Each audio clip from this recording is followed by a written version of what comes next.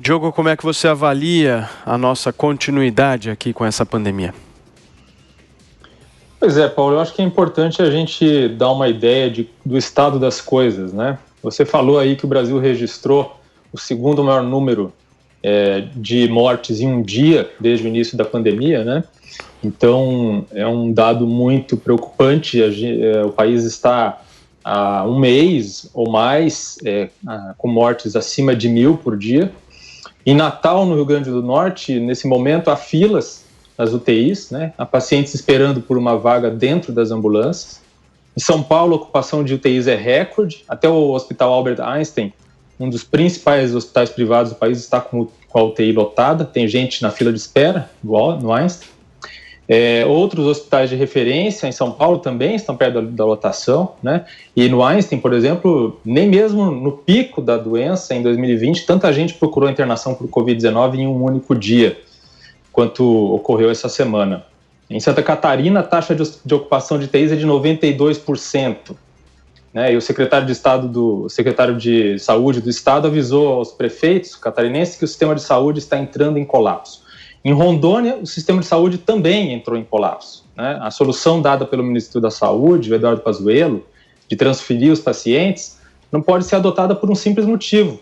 Nos outros estados também não há vagas. Então, o secretário de Saúde de Rondônia avisou ontem que as transferências do estado, né, de pacientes do estado para outros lugares, tiveram que ser suspensas. Então, e não é por acaso que tudo isso está acontecendo justamente no momento em que o índice de isolamento social é o mais baixo desde o início da pandemia. Esse índice é medido com dados, né, que monitoram a circulação das pessoas por celular. Né? Eles rastreiam com uma amostragem grande, né, de milhares de pessoas, e fazem esse indicador que é o mais baixo desde o início da pandemia. E em meio a tudo isso, o que faz o presidente? Ele cita em uma live da internet uma enquete online, como se fosse um estudo científico, dizendo que as máscaras fazem mal para crianças, né? Mas uma enquete online, né, dizendo que é uma universidade, ou seja, promovendo desinformação, uma clara desinformação, de maneira...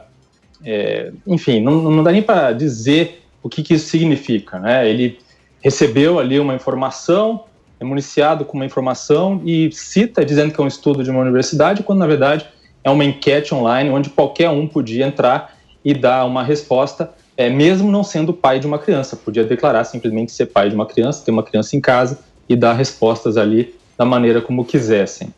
E o presidente segue dando um mau exemplo, promovendo aglomerações sempre que possível. Ele não é culpado por todo o comportamento de risco da população. A população tem sua própria responsabilidade ao não seguir certos parâmetros, né, certos cuidados sanitários. Mas quando ele age assim e fala essas coisas, insiste nessas coisas e promove desinformação, ele acaba endossando e incentivando as pessoas a ignorarem as medidas que podem fazer com que a circulação do vírus circule. Parece uma estratégia de quanto pior, melhor. Não dá para entender qual é o objetivo dele com isso. E a questão das medidas de isolamento social, que é tão discutido e tal, a gente fica aí questionando se é lockdown, se não é. Eu acho que vale a pena entrar no detalhe, né? E também usar exemplos isolados de países também não ajudam muito, porque a gente não sabe exatamente quais medidas cada um usou. Então, acho que vale a pena procurar estudos sérios, estudos de verdade, que são feitos, publicados em revistas científicas sérias, como o que foi publicado essa semana, na verdade, na edição com data de 19 de fevereiro, a última edição da Science, que é uma das revistas científicas mais respeitadas do mundo, o que significa que ela tem editores com altíssima qualificação.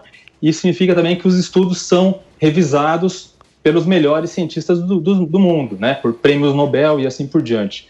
Então, o que diz esse estudo? Eles analisaram diferentes tipos, né, de medidas de isolamento social, né, porque falar em lockdown é uma coisa muito ampla, pode significar muita coisa e depende muito do país que as adotam.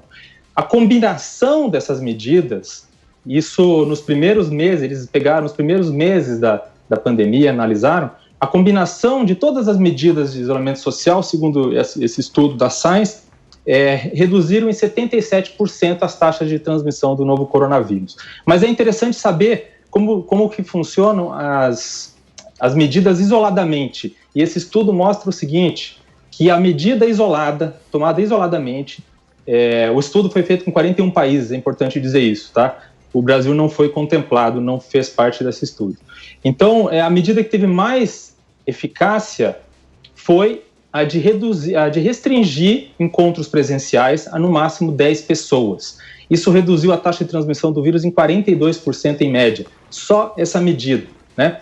E conforme você aumenta o número de pessoas que poderiam se encontrar, o impacto na taxa de transmissão é menor. Então, por exemplo, países que restringiram os encontros a no máximo 100 pessoas, reduziram a taxa de transmissão do coronavírus em 34%, né? Ainda assim, reduziu.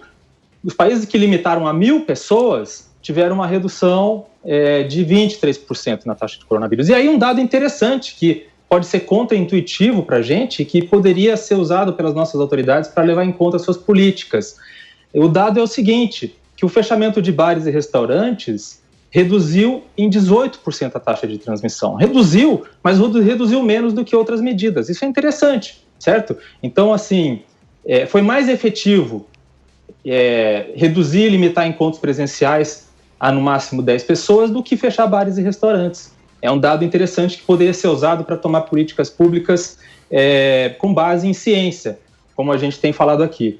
Então, é importante falar isso porque às vezes a gente se deixa levar por estudos que são publicados, artigos são publicados dizendo o contrário disso, que essas medidas não têm efeito nenhum, mas é preciso ver o detalhe, onde foi publicado o estudo, se o estudo teve revisão dos pares, né, se houve outros cientistas que leram o estudo, analisaram e viram os defeitos do estudo para saber se ele realmente poderia ser levado em conta.